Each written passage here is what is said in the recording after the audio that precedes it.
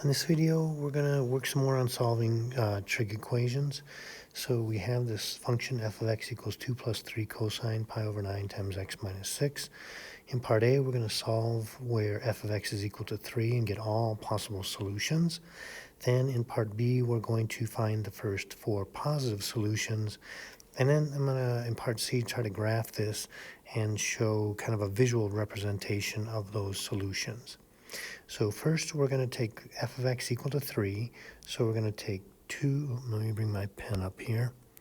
So let's go 2 plus 3 cosine of pi over 9 times x minus 6 is going to equal, we said 3.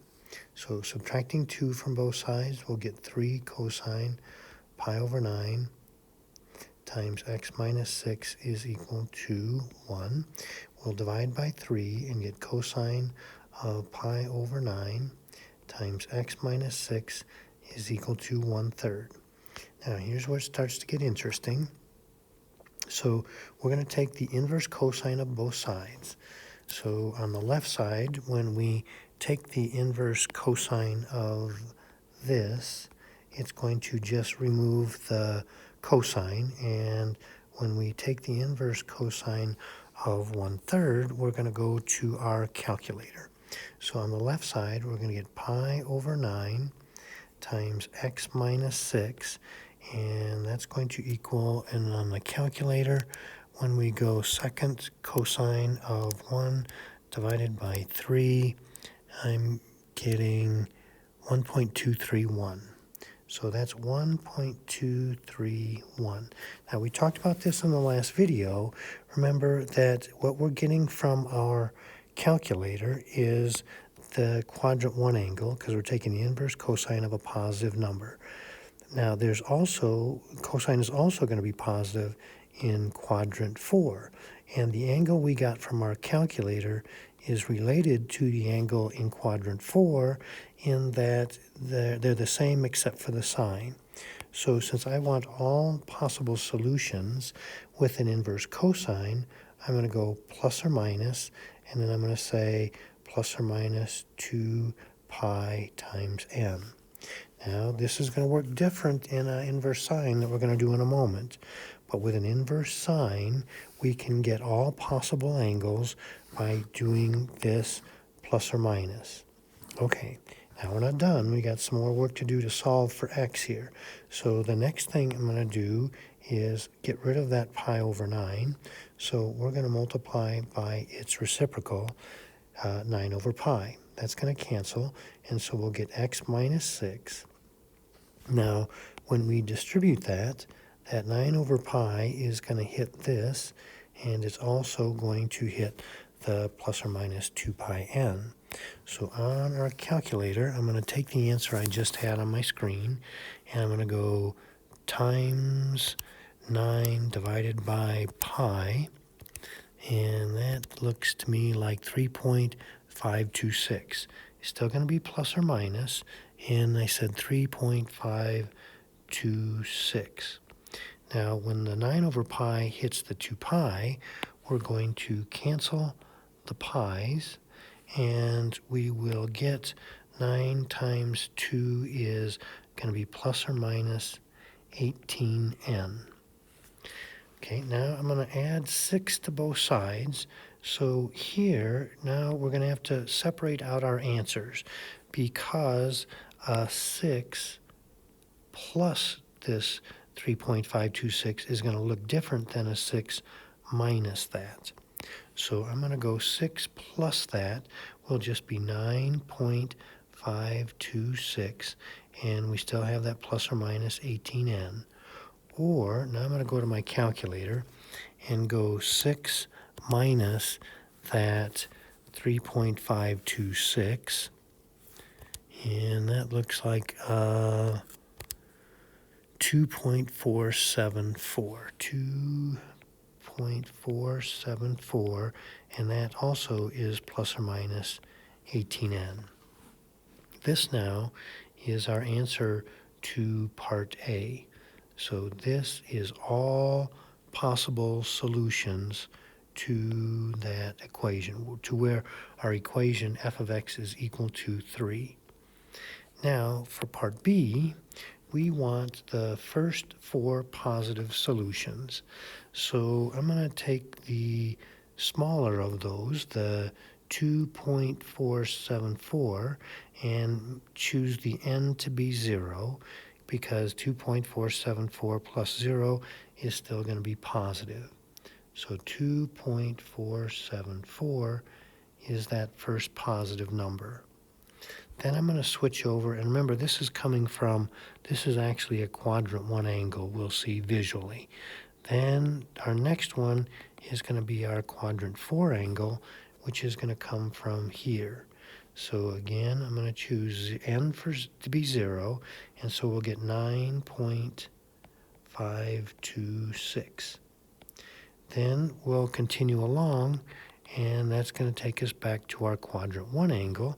So we're going to come back to here, and now we're going to choose n to be 1 and get 2.474 plus 18 is going to be 20.474. We will continue visually into our quadrant 4 now for the second time, and so that will take us back to this one. And we will choose now n to be 1. So we'll get 9.526 plus 18, which will be 27.526. So these are our answers to part B. Those are the first 4 positive solutions. Now I'm going to try to give you a visual here. So I'm going to slide down here, and let's see, I'm going to rewrite it so I don't have to keep scrolling back and forth here. We're going to try to graph y equals 2 plus 3 cosine of pi over 9 times x minus 6. So we know our period is going to be the normal period 2 pi divided by that pi over 9 is going to be our 18. That's what we were seeing in that 18n. These solutions are going to be 18 apart, because every 18 we're going to get back to the same solutions. It's periodic. Now our function is going to start at x equals 6. Let's see, I'm going to have to get all the way to 27, so I'm going to have to scale this a bit. So I think I'm going to go 1, 2, 3, 4, 5, 6. So our cosine is going to start at x equals 6, and it's going to start at a high point. So our midline is 2, which I have drawn in there. The amplitude is 3, which I've shown. We're going to go up 3 and down 3. So our cosine curve is going to be at 6. It's going to be at a high point, which is going to be right up here. And our period is 18, so our tick marks are going to be every fourth of a period, and so that's going to be every 9 halves, or every 4 1/2. So this is going to challenge me here. Let's see, this was 6, so then I'm going to add 4 1/2 to that, so that's going to be 7, 8, 9, 10, and there's going to be 11. So right in here is going to be a 10.5. And that's where our next critical point is. So that's where we're going to be in the middle, right about there. And then I'm going to add another 4 1/2 to that. So that's going to be at 15. So it's 10. See, that's 10 1/2. That's 11, 12, 13, 14, 15, did I say? 4 1/2, yeah, 15. So that's going to be at 15. And now we're down to a low point, which is going to be right about there. Then we'll go over another 4 1/2. So let's see, 15, 16, 17, 18, 19. That's 20. So we're going to be right there at 19 1/2. And that's going to take us back to the middle. So that's going to be right in there. And then we're going to go, we're going to go another 4.5. So the half will make it 20, so we want 24. 20, 21, 22, 23, 24. That's going to be right there. Now we're back up to a high point, so we're all the way up there. And then another, I want to go at least till we get to the biggest solution. So I got to get at least to 28. This is going to do it, because another 4.5 will put us at 28.5. So there's 24. See, there's 25, 26, 27, 28. So right there is 28. And that's going to take us back to the midline, which is going to be right there. I'm going to try to, let me go back. I'm going to go backwards also so I can run it out through the y-axis. So from 6, I'm going to go 4.5. So there's 1, 2, 3, 4.5 is going to put us here at 1.5. So that's going to be 1.5. And since we were at a high point at 6, that's going to put us at the midline. I'm going to do one more so I can kind of run it through the y-axis. So 4.5, and see the half is going to take us at 1. 4 more will put us at -3. 1, 2, there's -3. And that's going to be our low point right there. Okay, I'm going to try to connect these with as smooth a curve as I can, because I'm going to try to make it as accurate as I can. Okay, so there is our f of x curve. Now, we're going to, let's see, what color do I want to pick? I'll go with yellow. So then we're going to graph our, because we were seeing where is this equal to 3. So then I'm going to graph y equals 3 in yellow. So let's see, we had 1, 2, 3. Right here is 3. So if I draw this horizontal line as best I can across there, these points of intersection where our f of x curve, the green curve, intersects our y equals 3 curve, the yellow curve, should be our solutions. So let's see, I'm hoping that first one's going to be about 2.5. Here is our point of intersection. So if I come down to that x-axis, that's pretty darn close, because this was 2 right here, and that was 3, so that's pretty close to 2.5. See how you seeing what's going on visually? And the next one hopefully is going to be close to 9.5. So here's our point of intersection. And if we come down, that's going to be just this side of those blue dots. And since that's 10, that's not too bad for a 9.5. And the next one, we're hoping, is going to be about 20.474, about 20.5. So this is looking pretty good because the blue dots are 20. So I'm just a little bit past that 20 hash mark there. And this one, we're hoping, is going to be close to the 27.5. And that's pretty good too, I think, for an amateur, because that tick mark there is going to be 28 on the right. So it's just a visual representation of how our solutions look graphically, and why you keep getting an infinite number of solutions going in each direction.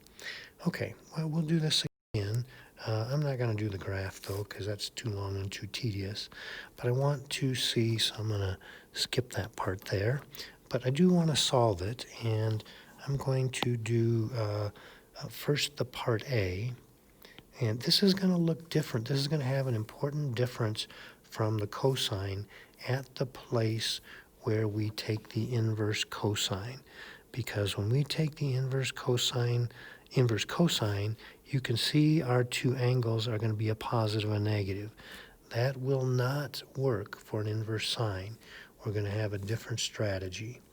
So we are going to take our 1 plus 4 sine pi over 5 times x plus 1 and set that equal to -2. So we'll subtract the 1 over. So that's going to be 4 sine pi over 5 x plus 1 equals negative 3. We'll divide by the 4, so that's going to get us to sine pi over 4 x plus 1 equals a negative 3/4.